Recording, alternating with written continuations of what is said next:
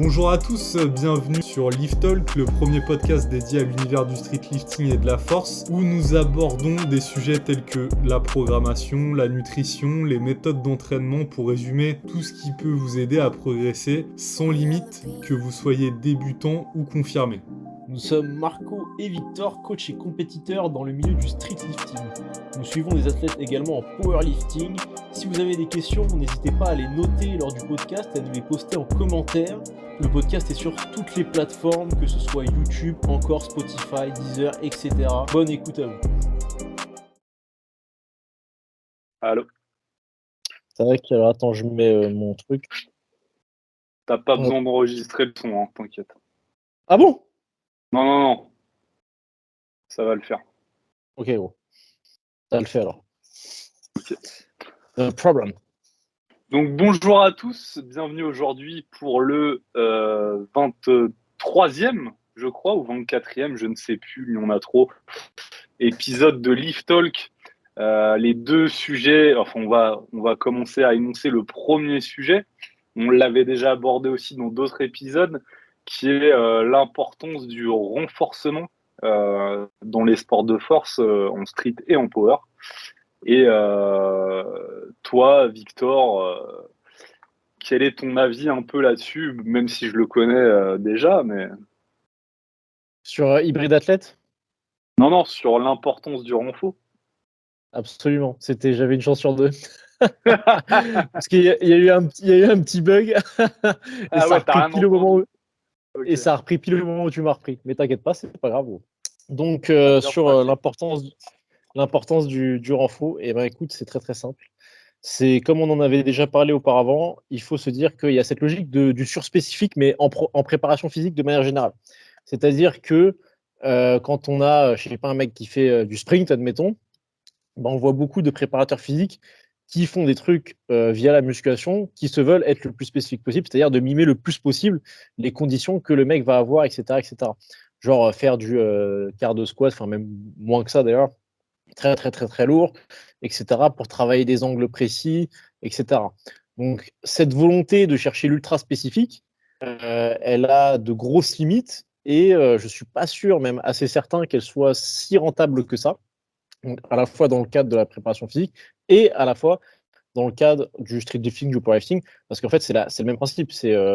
On fait une activité, mais qui a globalement les mêmes caractéristiques que par exemple de l'athlétisme sur certains aspects. Et donc, la logique de préparation qu'on va avoir à côté, de planification, etc., elle a un peu la même logique à suivre. Et donc, globalement, ce qu'il faut se dire, c'est que quand on fait justement de la préparation physique pour un sport, la priorité, c'est pas nécessairement d'augmenter les performances de manière directe dans le sport, mais c'est de diminuer le risque de blessure qu'on va avoir via l'entraînement. Donc, c'est là où on va en venir et que ça va être très très important. Les renforts vont avoir typiquement cette fonction-là pour différentes raisons. Comme on en avait déjà parlé quand on avait fait le podcast sur diminuer le risque de blessure, la préhab, etc. Donc, qui date un petit peu justement, ça va nous permettre de faire une sorte de mise à jour en quelque sorte. Eh ben, les renforts ont exactement cette fonction, pas que évidemment, mais en grande partie, parce que ça c'est quelque chose que j'aime bien répéter et que je trouve très, très important. Il faut se dire que si on a mal, même si c'est pas une douleur qui est full incapacitante, qu'on peut quand même faire de mouvements, on n'est toujours qu'un pourcentage de nous-mêmes en quelque sorte en fonction de la douleur qu'on a. Si j'ai très très très très mal, peut-être que je peux exprimer que 50% de la force que j'ai sur un exercice. Et donc, je peux avoir les bénéfices que de 50% de l'intensité que je mets dans l'exercice, etc. Donc, j'ai pas une très bonne rentabilité. Si j'ai un peu moins mal, 20%, 30%, etc. Si j'ai pas mal du tout, je peux exprimer 100% de ce que je peux faire. Et là, c'est merveilleux. Je suis full rentable. Et on va pas se mentir, en plus de pas avoir mal, c'est génial. Donc, les renforts ont cette fonction priorité. Et c'est pour ça que déjà, tout simplement, le débat renfort par renfort sur spécifique versus allouer un peu plus de son temps d'entraînement et de son volume et de ses capacités, etc., à du renfort, eh ben, le débat est très vite plié versus tout simplement le fait de faire que du compte, que du spécifique, parce que bah, sur du court moyen terme, on progresse certainement plus vite, mais on en voit assez vite le bout et on développe beaucoup de douleurs au fur et à mesure. Et c'est souvent les athlètes qui vont vous dire que comment on appelle ça, le surspécifique, enfin le full spécifique, c'est le meilleur truc possible. Et ben, c'est des mecs qui soit n'ont pas forcément un temps de pratique hyper long et sont très très doués. Et donc généralement, le cas de figure, c'est que les mecs ils vont quand même afficher des niveaux de fou furieux, sauf qu'ils n'ont pas encore eu le temps de exprimer les problématiques que ça va causer de faire que du spécifique. C'est-à-dire donc de ne pas être renforcé sur certains angles. Et du coup, dès que tu vas t'aventurer un petit peu différemment sur des angles, sur tes mouvements, tu vas avoir des petites douleurs, etc. Donc, ce dont on pourra aussi traiter, je pense qu'il sera intéressant, ce sera des exemples en quelque sorte de répartition en expliquant un peu le volume qu'on peut allouer aux assistances. Je ne sais pas ce que tu en penses, mon gros Marco. Et toi, un petit peu justement les assistances, enfin les renforts en règle générale. Qu'est-ce que tu entends toi d'ailleurs spécifiquement par renfort? Est-ce que c'est des variations? Est-ce que c'est des assistances en particulier? Est-ce que c'est des petits mouvements un petit peu, on va dire, pas de la muscu en quelque sorte, mais genre mobilité, etc. Non, la mobilité, pour moi, elle fait pas partie du renfort. Enfin, c'est un petit peu à part.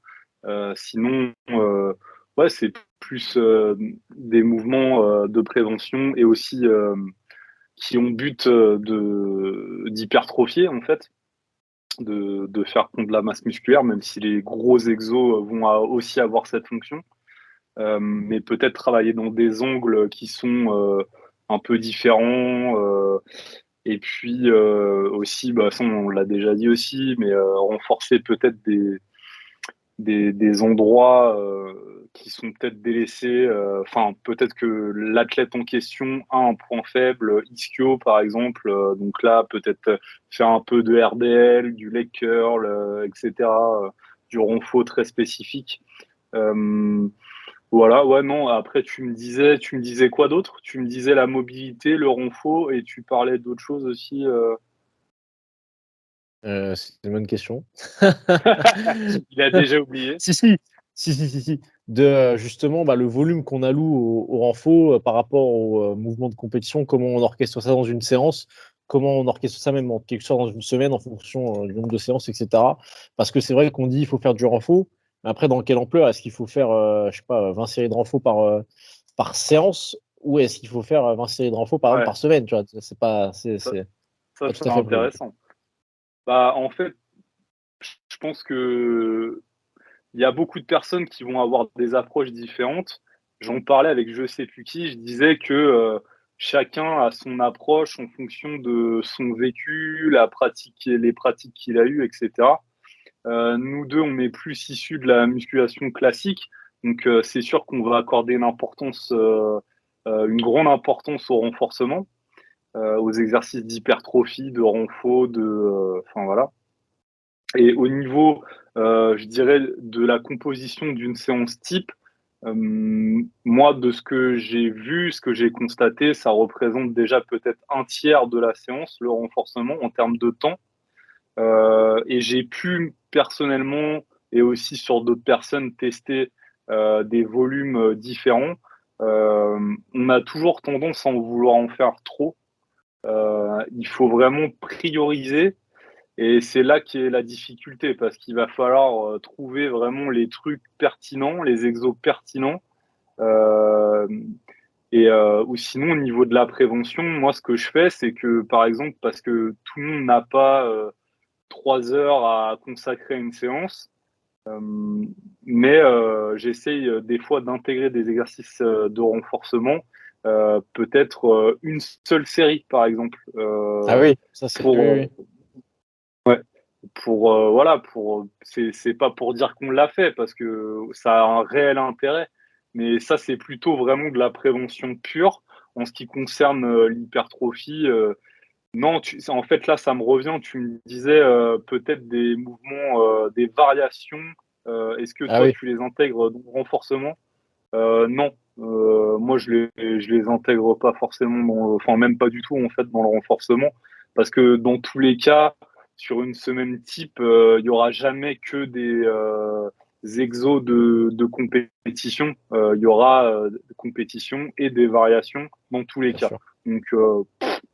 Donc voilà un peu pour répondre à ta question.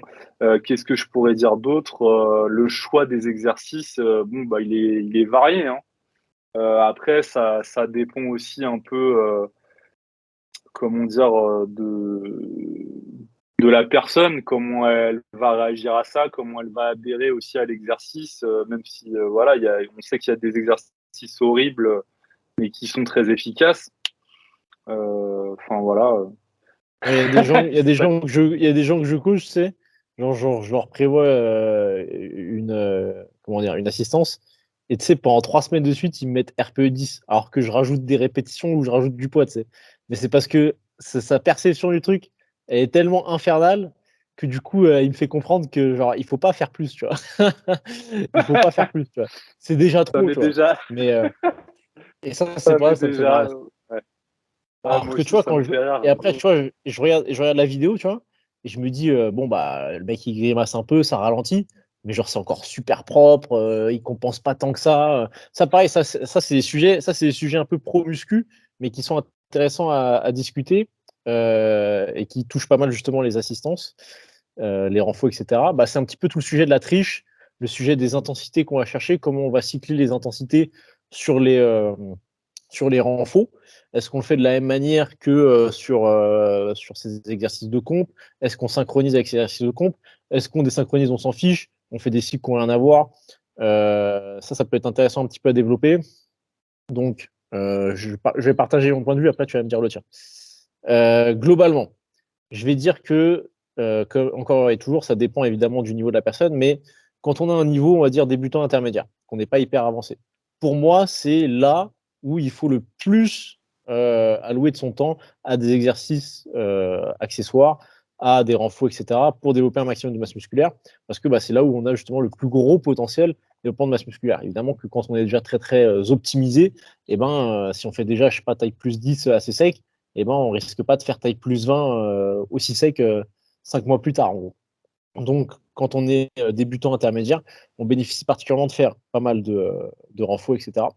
Et la façon que j'aurais de cycler les renfos, ce serait de les faire, moi en tout cas, c'est la manière que j'approche, c'est de les faire de manière tout à fait désynchronisée avec les mouvements de comp, parce que les renfos, pour moi, évidemment, après, ça dépend toujours. Ça, c'est intéressant aussi. Ça dépend ce qu'on inclut dans renfo.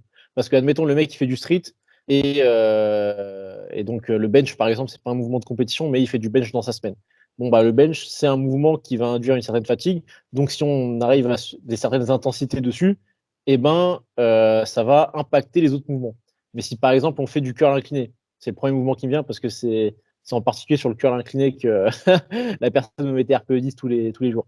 Mais c'est parce que moi, j'adore le curl incliné, je trouve que c'est un exercice de fou furieux. Bref. Et donc, si on prend le curl incliné, qu'on force énormément, énormément, énormément dessus, eh ben, on est flingué sur l'instant, mais globalement, ça induit pas une fatigue générale, globale, hyper importante, dont on va avoir besoin de récupérer sur plusieurs jours après. Versus du développé couché, si on fait du street, comme j'ai dit, c'est pas un mouvement de comp, mais c'est un mouvement qu'on pourrait associer au mouvement de comp par le nombre de muscles qui vont être engagés, la sollicitation et l'impact d'un point de vue de récupération, ce que ça va demander. Ce qui fait que déjà la façon de cycler une assistance par rapport à l'autre sera pas la même. Mais bref, là je cite donc plus les exercices vraiment d'isolation, les exercices entre guillemets full muscu. Donc comme j'ai dit, du curl incliné, je sais pas, des extensions triceps, du leg extension, du leg curl. Bah ça c'est des mouvements sur lesquels donc j'ai deux principales façons de fonctionner pour les programmer. Et pour les débutants, bah, je fais une façon assez simple que j'appellerais une façon entre guillemets super physique, c'est-à-dire une façon de faire où je vais avoir une fourchette de répétition et je vais monter assez progressivement dessus. C'est-à-dire qu'il y aura des semaines où ce sera très très simple parce que je serai sur des séries d'une dizaine, douzaine de répétitions et ce sera pas très très dur. Et par contre, je vais rajouter X répétitions chaque semaine, chaque séance dessus, jusqu'à arriver à des séries plutôt longues à la même charge. Et une fois que je suis arrivé à, je sais pas, 25 reps sur une charge, et ben là, je vais revenir en série de 12 ou 13 et à une charge un petit peu plus élevée. Ça, pourquoi moi j'aime bien fonctionner de cette manière-là sur ce type d'exercice-là, et ce, de manière totalement dissociée avec les exercices de compétition, parce que déjà, comme je l'ai dit, ça va pas induire une fatigue particulièrement importante sur les exercices de compétition, donc peu importe qu'on soit en fin de bloc, milieu de bloc, début de bloc, sur ces exercices de compétition, le fait de faire du leg extension en série de 20 après ton squat, et ben, si tu squattes 3 jours plus tard, a priori, si tu es habitué en tout cas à faire ça, il y a peu de chances que ça te flingue ton squat, même aucune chance en réalité. Dans les faits, pour l'avoir pas mal expérimenté, je peux en attester. Et par contre, l'intérêt, c'est qu'on va pouvoir comment dire, alterner entre du focus, ce qu'on appelle du focus interne et du focus externe. C'est-à-dire que de la même manière qu'on le fait sur des blocs habituellement sur ces mouvements de comp, c'est-à-dire que quand on va être sur des séries assez courtes, eh ben, ça va être plutôt simple, puisque c'est des séries où on pourrait faire quasiment 2 fois le nombre de reps à la même charge, et là, on en chierait réellement. Donc pourquoi justement faire des séries aussi courtes, entre guillemets, encore une fois, alors que justement, on sait que pour développer de la masse musculaire, il faut être quand même assez proche de l'échec, il faut avoir peu de répétitions des herbes. Et ben pour moi, l'intérêt de ça, c'est de pouvoir justement allouer plus de ses ressources à du focus interne. Donc ça, c'est un truc qui fait assez con, mais souvent on oppose un petit peu le fait de soulever lourd et mettre de l'intensité pour la prise de muscle à soulever pas très lourd et y aller lentement et se concentrer énormément pour développer la masse musculaire. Or, pour moi, il faut globalement les deux, mais pas en même temps, parce que c'est difficile d'avoir les deux en même temps. On ne peut pas avoir un focus de fou furieux sur ses curls si en même temps on a 26 kilos par main et qu'on doit faire une série de 15 reps, admettons. Donc, le fait d'avoir peu de répétitions à un instant T avec une charge qui reste raisonnable, eh ben, ça permet justement, admettons, je sais pas, de faire des petites pauses sur les phases concentriques, des petites pauses où je suis en pic de contraction, d'essayer de vraiment se concentrer, d'avoir un focus justement interne sur l'engagement du muscle en question. Je sais pas si on parle du leg extension, de vraiment chercher à chaque fois, tac, dès que je tends les jambes, j'engage les quads, je les contracte un petit instant quand je suis jambes tendues. J'essaie de tendre complètement les genoux, de ne pas arriver avant. J'essaie pareil de redescendre complètement, d'arriver quasiment les talons qui viennent proches du siège pour avoir une amplitude maximale, etc. Versus quand j'arrive sur des séries plus longues, au bout de X séances, et ben là, je vais me servir entre guillemets de ce que j'ai créé, c'est-à-dire cette mind-muscle connection, cette capacité à faire intervenir les bons muscles de la bonne manière, comme je le veux sur les exercices en question. Et je vais pouvoir bourriner comme un gros porc. C'est-à-dire que je vais pouvoir. C'est-à-dire que jour 1, je vais faire du Nassim Saïli pour ne pas citer. Moi, j'exagère énormément. Et jour 10, je vais faire du Ronnie Coleman où je vais faire des reps un petit peu partiels et je vais grimacer dans tous les sens et je vais peut-être un petit peu me remuer sur la machine, sans évidemment que ça devienne un cirque absolu, mais voilà, comme ce bon vieux Tom Platz. Et du coup, moi, c'est la façon dont j'ai de fonctionner généralement pour les personnes qui ont un niveau débutant intermédiaire. Et pour les personnes qui ont un niveau plus avancé, là, généralement, je synchronise les exercices d'assistance et les variations, pas les variations, les exercices d'assistance simplement, avec les mouvements de comp. Et je fais fluctuer l'intensité en fonction, parce que j'estime que là, la fatigue que ça peut induire peut peut-être être plus problématique, d'une part. Et j'ai tendance à fonctionner avec des charges qui ne sont pas hyper élevées, mais faire généralement un AMRAP sur la charge en question, et après à diminuer de 20 ou 30% le nombre de reps, par exemple, sur 2 séries. Donc généralement, je fais faire 3 séries max, mais ça, c'est à la condition que la personne soit déjà en mesure, en fait, de réussir à bien avoir cette relation cerveau-muscle, bien avoir cette proprioception, etc., etc. Donc voilà, j'ai développé pas mal de trucs. Marco, je ne sais pas comment toi tu fonctionnes, je te laisse un petit peu rebondir là-dessus. Ouais, encore une fois, toujours plein de trucs intéressants. Tu me donnes des idées en même temps que tu parles. Moi, je serais plutôt à programmer. Enfin là, tu disais vers la fin que tu faisais des top 7 en Ouais, gros, et après, voilà. ouais, c'est Moi, ça.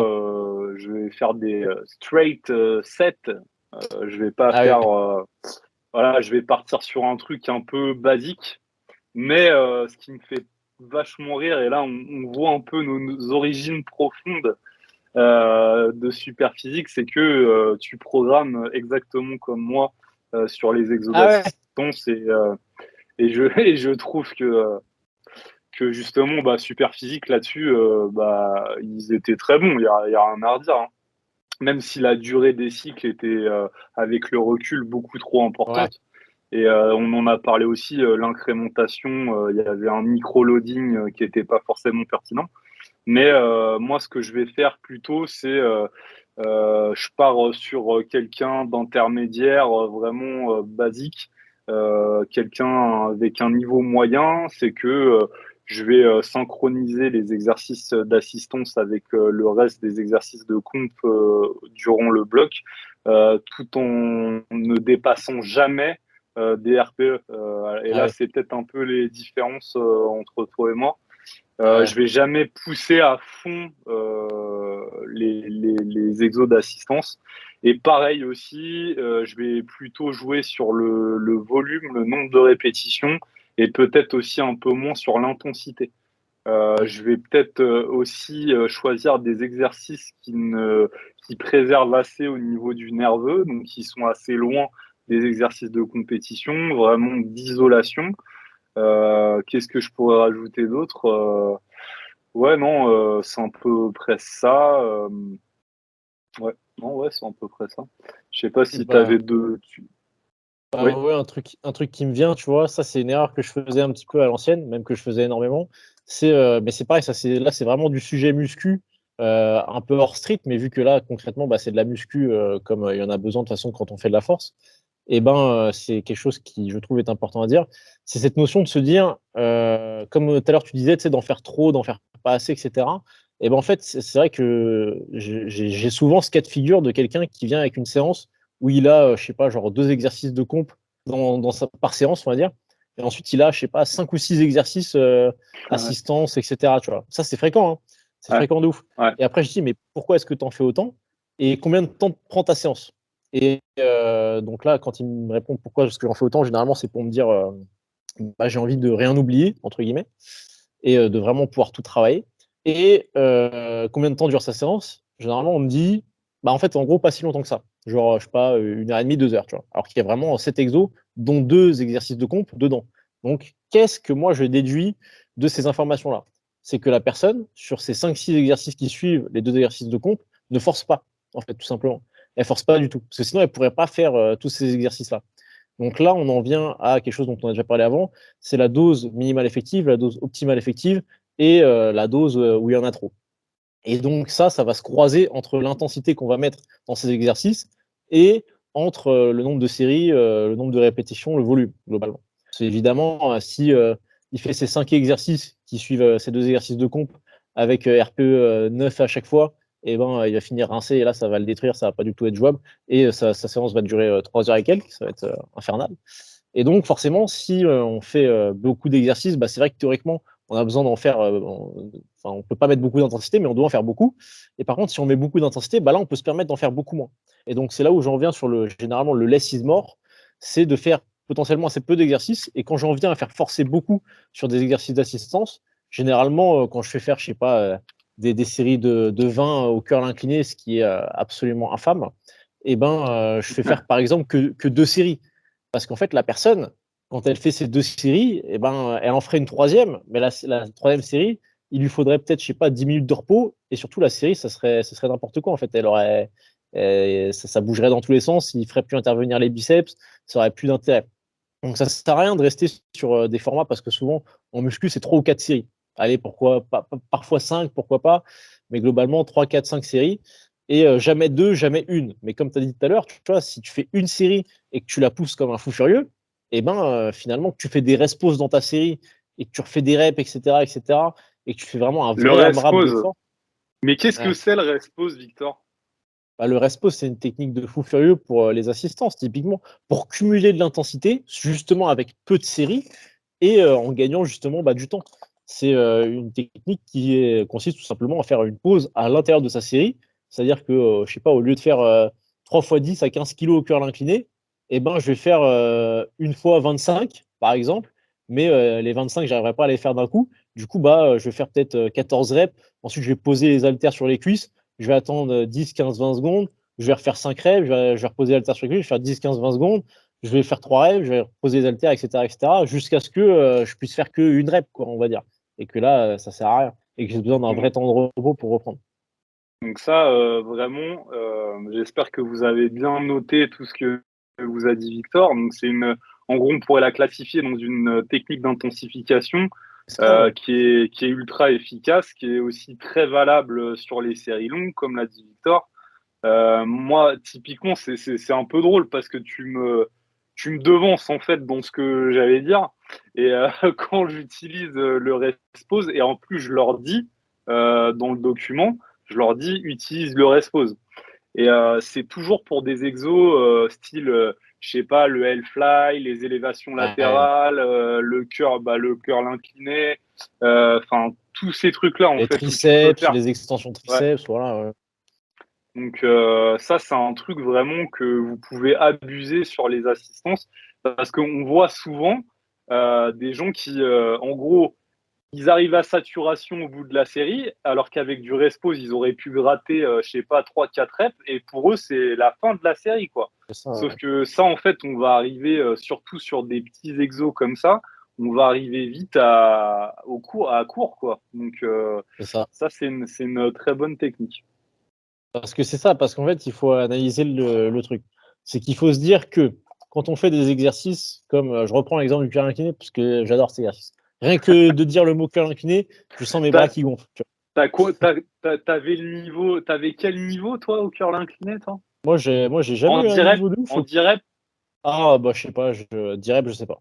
Je sais que je pouvais faire au moins direct à 20 kilos. Après, plus, je sais pas, tu vois, j'ai jamais Ah oui, testé. minimum. Mais tu sais que moi, j'étais pas très bon, hein, parce que justement, je faisais que des séries hyper longues. Hein. Et Ah, surtout moi que, aussi, hein. bah ouais, je sais pas, moi, en gros, en fait, j'ai les bras qui triplent de volume et vraiment, je dois prendre 10 minutes entre les séries. C'est pour ça que j'en fais souvent que deux, en fait. Ah ouais. Moi, je prends vraiment 10 minutes entre deux séries. Hein. C'est pour ça que je fais deux Moi, séries.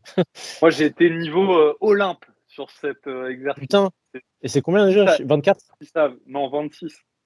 26? Ah ouais, non, mais impossible. Gros. Ah, moi, je peux Et pas, ça. tu sais pourquoi je l'ai arrêté, cet exo? Parce que aussi, il faut dire que cet exercice-là, il convient, enfin, en fait, il convient à tout le monde si tu veux pas trop pousser dans la performance. Ouais, ouais, Après, moi, et en fait, il me provoquait des petites tendinites au long ouais, biceps. Et ouais. parce qu'en fait, je forçais comme une. Épaule ou coude? Ouais, je dirais plus épaule. Ouais. Ouais, ok, ouais. Bah après, c'est ça, ça dépend de la mobilité que tu as au niveau de l'épaule. Moi, tu sais que c'est pour ça que ça faisait longtemps que je faisais que du curl aux haltères, mais Et classiques. quand tu dis incliné, d'ailleurs, c'est à combien de degrés? Parce que ça, je sais qu'il y a des petits Ah, gratteurs. c'est vrai que moi, je le mettais assez bas aussi. C'est ça qui jouait pas mal aussi, je pense, dans. Assez bas, tu veux dire assez bas Ouais, proche c'est ça, ouais. de la parallèle? Ah ouais, ok. Ouais, c'est ça. C'est vrai que ça, c'est ce que j'avais analysé parce qu'à l'époque, je me disais, putain, pourquoi il y a plein de mecs qui n'ont pas de bras, qui sont plus forts que moi au curl incliné. Et en fait, c'est vrai que je voyais que de profil, en fait, leur banc, il était pas mal redressé aussi. Donc, c'est vrai qu'il y avait Ah, ça qui pouvait. Il y avait ça. Que moi, c'est vrai que bah, je sais pas le nombre de degrés sur mon banc parce que je suis à c'est pas 2 parfait. degrés. C'est pas, je suis couché. C'est du curl incliné couché. Le Mais tu mec, sais il que, invente un nouvel exo. Tu sais. mais tu sais qu'il y a une vidéo de Michael Gundy, Lou, qui fait ça comme exercice. Non. Ah putain, il est Faut- excellent, faut- ce mec. Il faut que je le retrouve en unilatéral avec une haltère trop bizarre. En gros, une haltère trop bizarre. Je ne saurais pas t'expliquer. Genre au niveau de la prise, elle a un truc qui est chelou pour je sais pas quelle raison qui est certainement pas très valable. et ça, c'est les trucs des ingénieurs en muscu. Tu sais, les mecs ils réfléchissent à des trucs de fou furieux. Alors que concrètement, pour prendre de la masse musculaire, bah, c'est mettre de l'intensité, être proche de l'échec. Plus je fais des séries longues, plus je dois être proche de l'échec, plus je fais des séries courtes et lourdes, plus je peux me permettre d'avoir une ou deux reps de réserve. Et, Et attends, après, tiens, j'ai une question à te poser, gros. dis-moi. Et ça m'intéresse beaucoup d'avoir ton avis là-dessus. Est-ce que tu penses pas que, tu vois, bon, on va peut-être se faire des ennemis parce que ça attire à balles réelles, mais est-ce que tu penses pas que les mecs qui, après, font full machine, qui disent qu'en gros, la rentabilité sur machine est largement supérieure parce que tu peux adapter les angulations, les machins, les trucs, est-ce que tu penses pas que ces gens-là, en fait, c'est des frustrés des charges libres qui se sont niqués sur des charges libres et qui maintenant ont une peur bleue de faire du squat ou des trucs comme ça et qui en fait se portent enfin les fervents défenseurs des machines guidées quoi. Enfin, qu'est-ce que t'en penses? Je sais pas, c'est une bonne question. Bah, après, je vois de toute façon qui sont les fervents défenseurs des machines guidées, tu vois. Et c'est vrai que c'est les mêmes personnes qui vont dire que le soulevé de terre et le squat, c'est des exos qui sont super dangereux, que si t'en fais, tu vas forcément te blesser. Et en même temps, ces mecs-là, ils font des mouvements dégueux. Tu te dis, ils vont mourir à chaque fois qu'ils s'entraînent. Donc, tu sais pas trop, tu comprends pas trop déjà la logique dans le discours. Mais souvent, c'est des personnes qui ont un discours ultra fragilisant, dans le sens où, tu sais, avec cette logique d'usure du corps, en fait.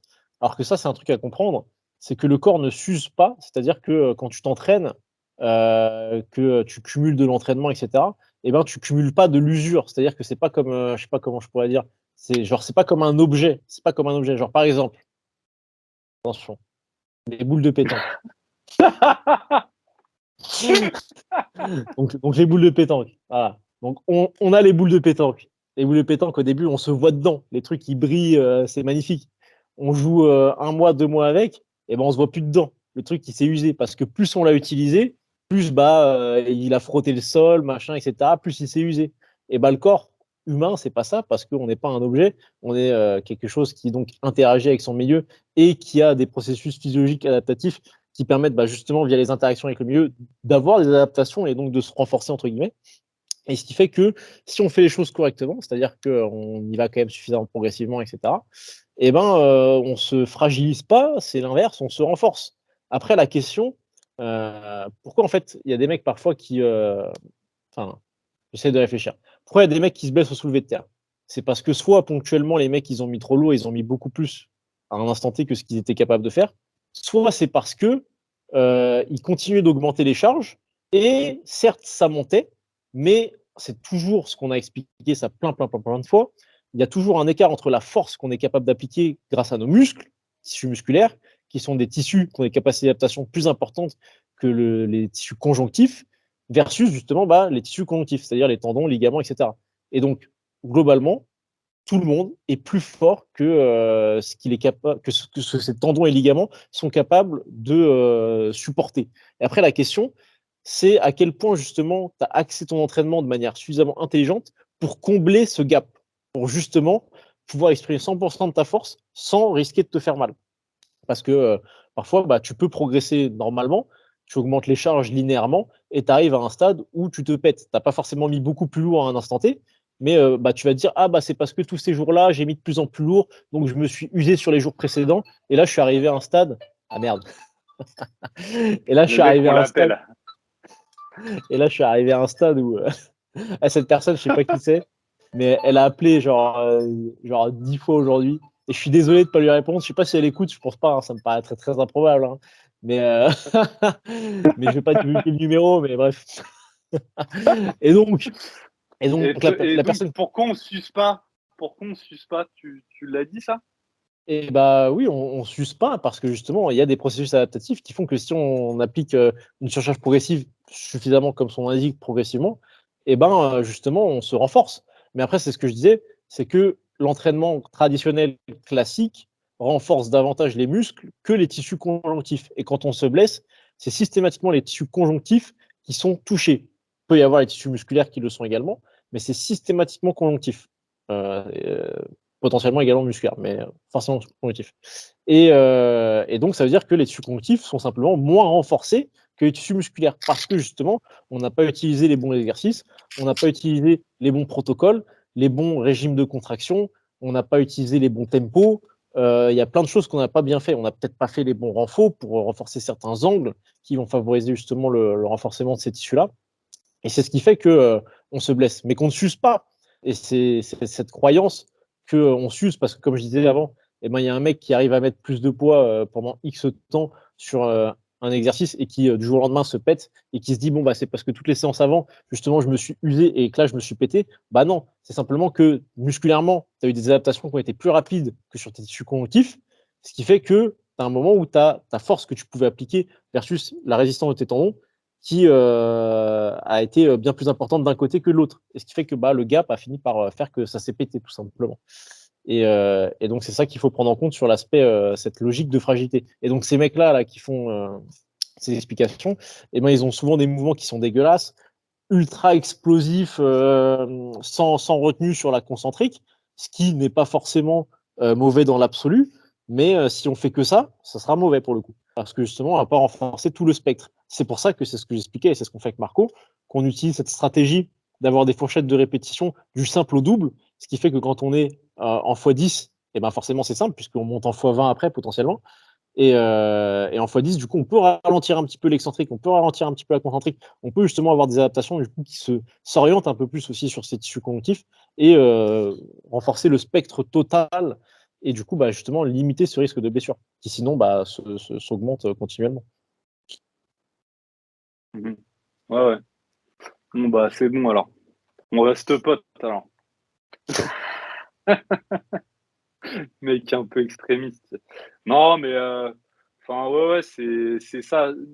Essayez toujours d'avoir un œil objectif sur les mecs qui vous font peur, qui disent que en gros ça va mal se terminer, etc. Essayez de comprendre, pousser un peu la réflexion, parce que souvent il y a des trucs qui se cachent un peu derrière tout ça.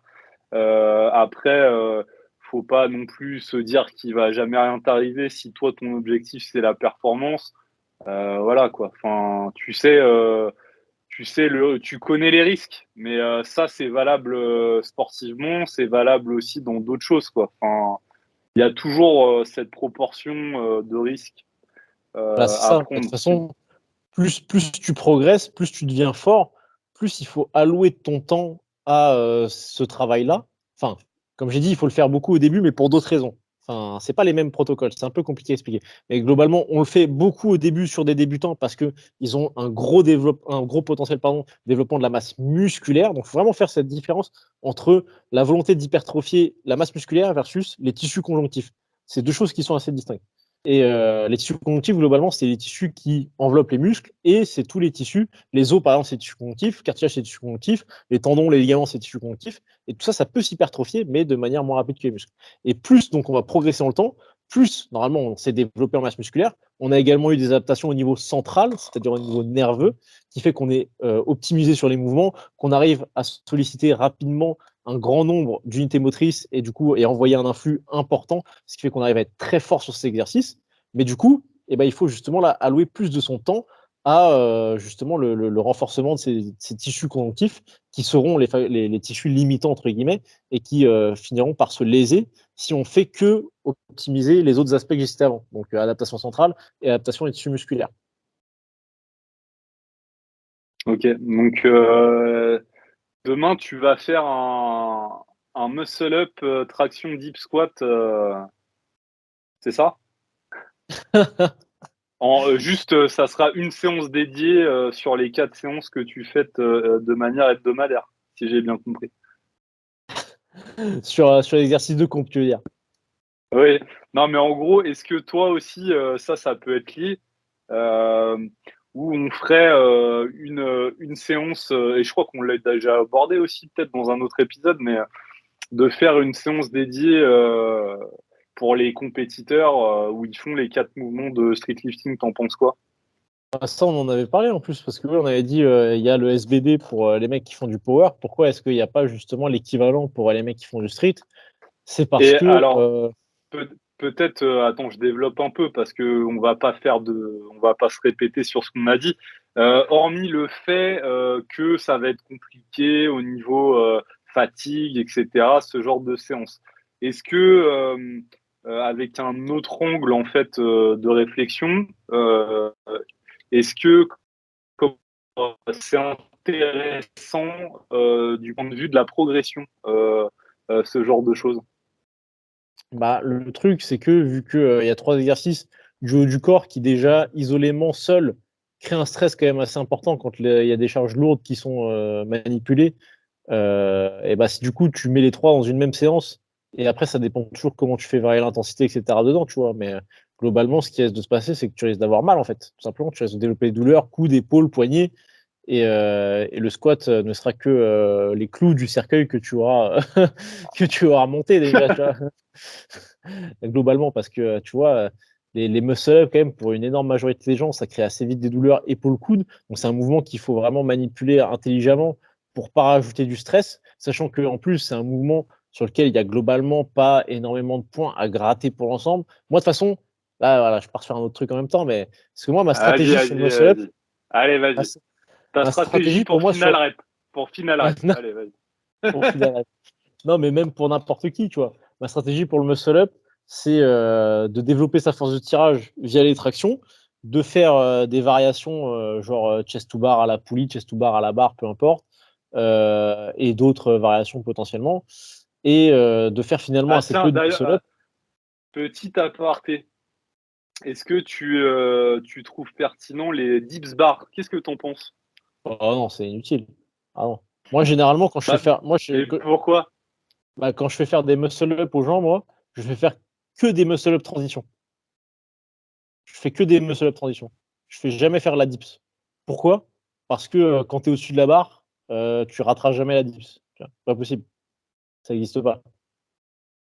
Non, t'as déjà vu un mec rater la dips? Mais pourquoi ils intègrent, il y a des mecs qui intègrent les dips bars, alors du coup, dans les progs, c'est bizarre. Bah ouais, c'est chelou, hein. Je sais pas, il doit avoir un point faible. Ça doit être genre les seuls mecs au monde qui, genre, ils sont passés au-dessus de la barre, ils sont stables, tout va bien, ils sont bien, et bah après, ils faillent la dips.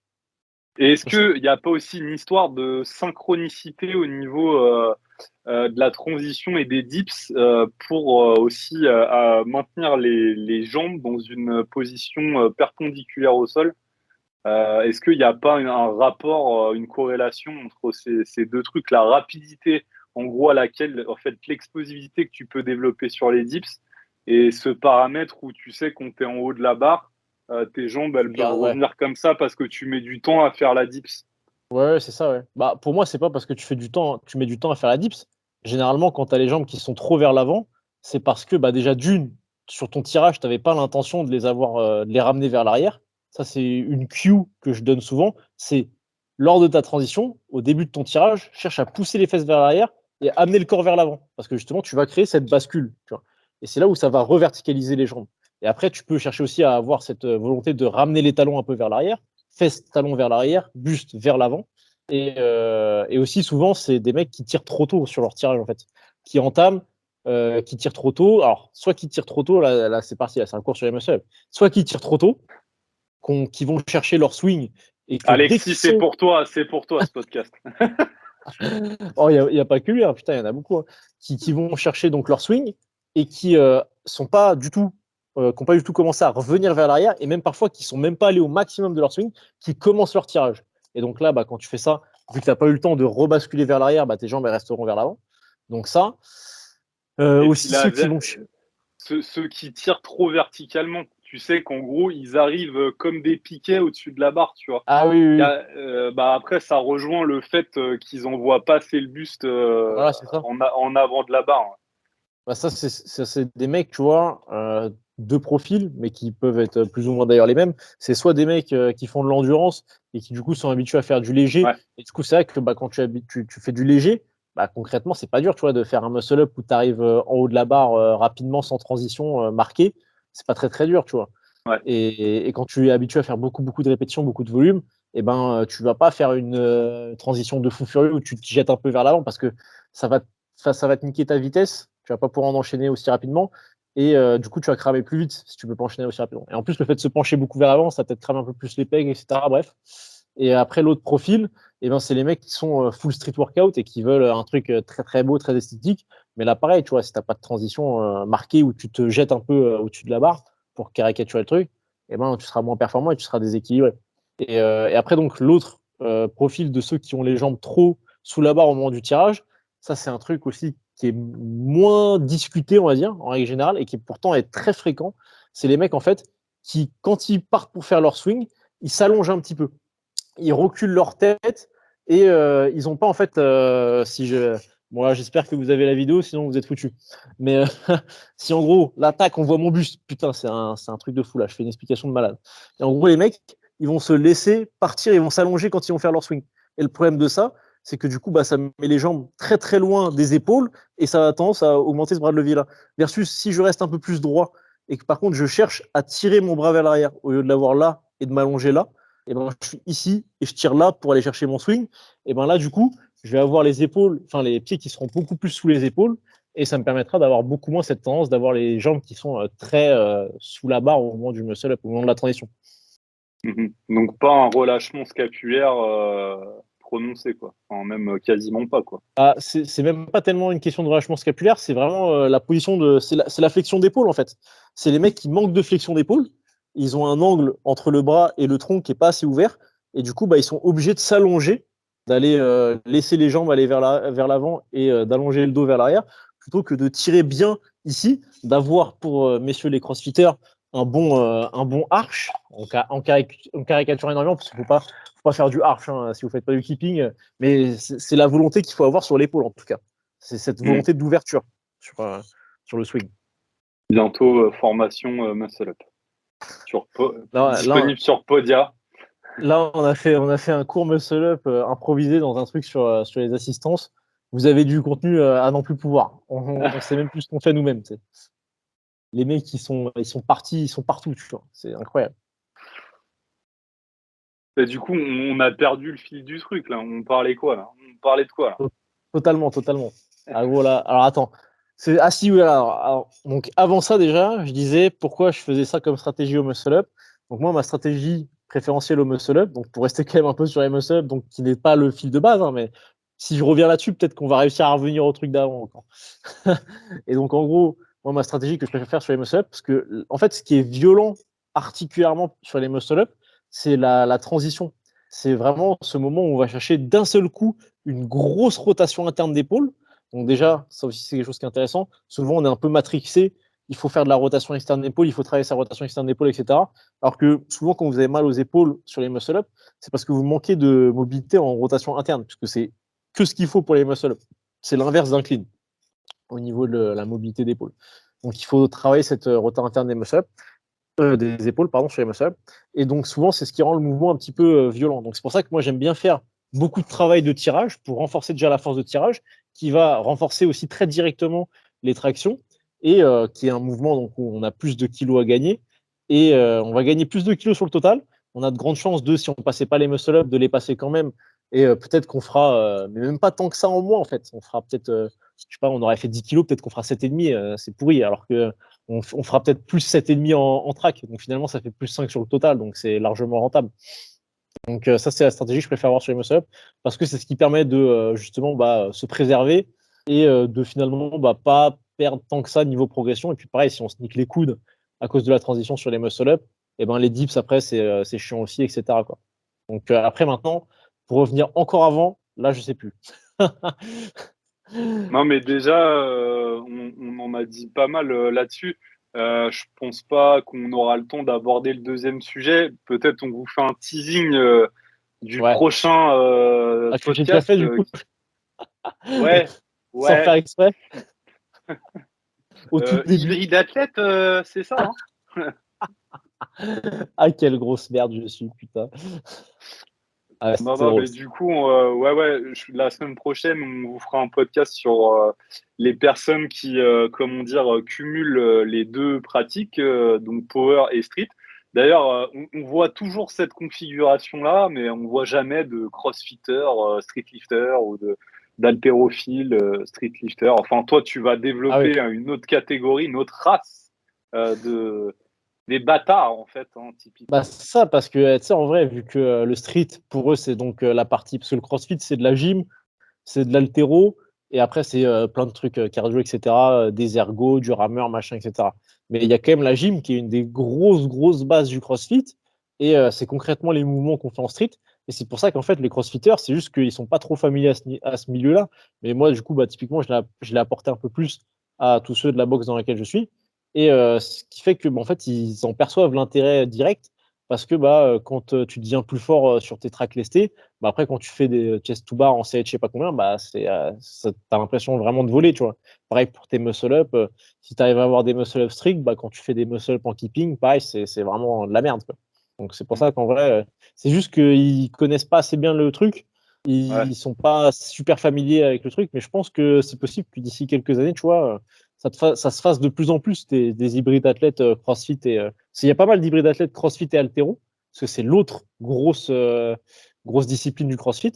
Et je pense qu'il y a moyen parce que vu que eux ils appellent ça la gym, ils savent pas que c'est du street lifting, tu vois. Mais Mm. c'est concrètement du street lifting et du street workout, parce qu'il y a du handstand, il y a tous ces mouvements-là, il y a des anneaux, etc. Ouais, je pense aussi ouais, qu'il y en aura de plus en plus.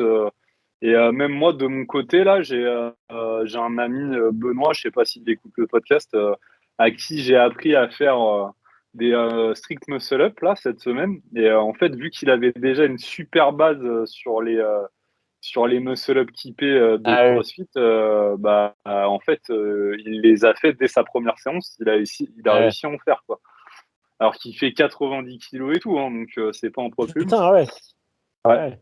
Et du coup, je pense ouais on a aussi beaucoup. De toute façon, le CrossFit, je pense, a beaucoup à prendre du power, du street lifting. Ça, c'est clair. Même peut-être plus du street que du power finalement, étant donné que c'est un peu plus complet. Il y a beaucoup plus de mouvements qui se rapprochent du CrossFit. Mais ouais, carrément.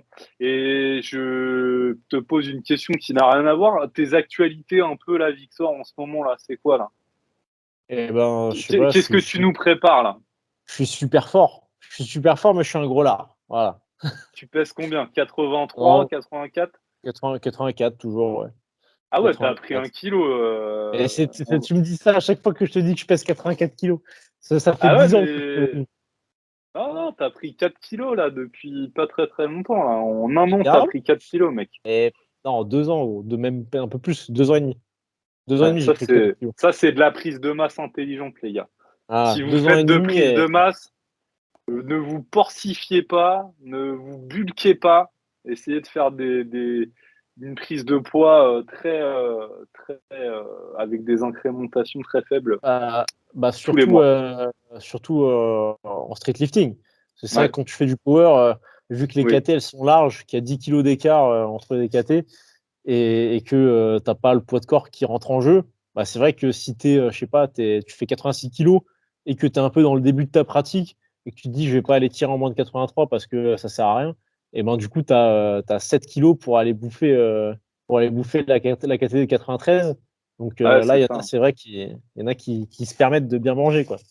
Donc en ce moment, super fort, mais un peu gros, quoi.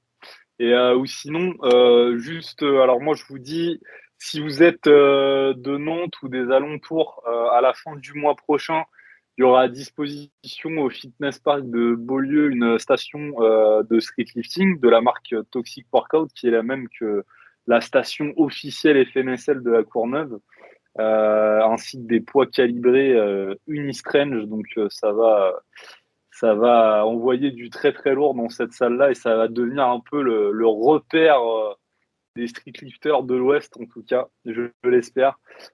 Si vous n'êtes pas abonné à Spotify, à YouTube, bah, faites-le parce que vous allez passer à côté d'une mine d'informations. Enfin voilà, toutes les semaines, c'est un festival, hein. Donc, Ça part dans tous les sens. Même nous, on ne suit plus le fil. c'est clair. Et du coup, bah, écoutez, bah, je vous souhaite une très bonne journée ou très bonne matinée. Et puis, je vous dis au prochain épisode. Salut! Ciao.